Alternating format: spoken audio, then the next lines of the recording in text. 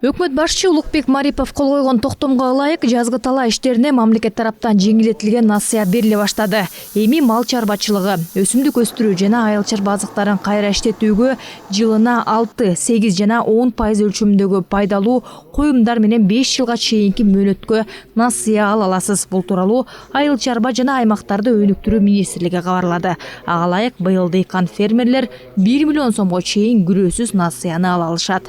Дыйкандар ушул кайра иштетүүчү ишканалар менен келишим түзүү милдеттемелерин алса, буларга 8% жылдык үстөк пайызы каралганда, ушундай артыкчылыктары. Ошондой эле айылдык товар өндүрүүчүлөр 150 000 сомго чейин 18 айга кайтарымдуу шартын төлөйм деп милдеттемелерди алса, анда күрөөсүз ошол кредиттерди ала алат. Ал эми 36 айга чейин төлөө милдеттерин алса, анда 1 миллионго чейин каражатты күрөөсүз алса болот деген ушундай бир артыкчылыктар белгиленген. Ал үчүн мамлекеттик казынадан 3 миллиард сомдон ашык каражат бөлүнгөн. Буга кошумча банктардагы каражаттар кошулуп, жалпы 6 миллиард сомдон ашык акча жеңилдетилген насыя катары берилмекчи. Бирок эксперттер бул сумма дыйкандар үчүн өтө аз экенин айтышууда.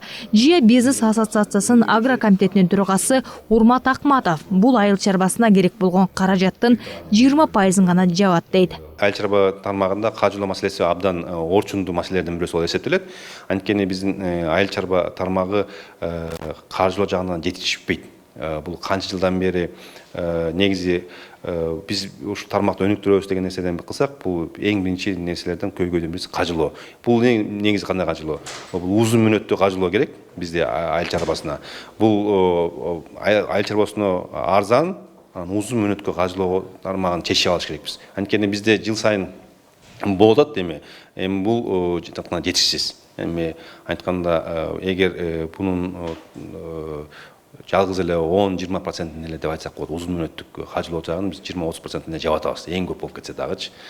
Өкмөт убада кылып жаткан каражат айыл чарбасынын 11 багыты үчүн берилет. Бул долбоор 2013 жылдан бери иштеп келе жатканы менен акчанын максаттуу пайдаланышы боюнча анализ жасалган эмес. Насыя алгандардын чарбасынын кийинки абалы тууралуу маалымат дээрлик жок эсе. Мындай көрүнүш өз кезегинде товардык өндүрүш чыгарууга жараган эмес. Көпчүлүгү башка максаттарга пайдаланылып кеткенин серепчилер айтууда.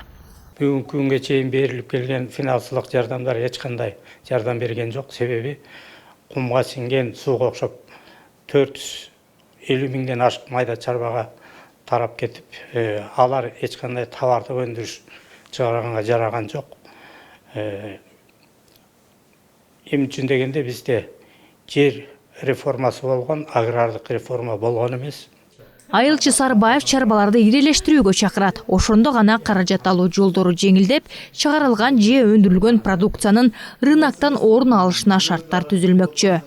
Чарбаларды ирелештирүү, мамлекеттик эмес, аралаш, ири кооперативтерди куруу, аларды финансылай турган ипотекалык көп жылдык мөөнөт менен аз процент менен бере турган кооперативдик банктарды айыл чарба банкын ошол айыл чарба тармагына буруу, ошол эле мезгилде ушу ирилешкен чарбаларды продукциясын сата турган бир өзүнчө бир структуралар болот. Ошолорду уюштуруу. Эске салсак, өсүмдүк өстүрүү, мал чарбачылыгы жана айыл чарба продукциясын кайра иштетүүнү жолго салуу максатында өкмөттүн айыл чарбасын каржылоо 9 долбоору 2013 жылдан бери иштеп келет. Былтыр айыл чарбасын каржылоо 8 долбоордун алкагында элеттеги дыйкандарга жана ишкерлерге жалпы суммасы 3 миллиард 767 миллион сомдук жеңилдетилген насыя берилген. Чолпон Бешилен кызы, Алтынбек Саакиев, Нью ТВ.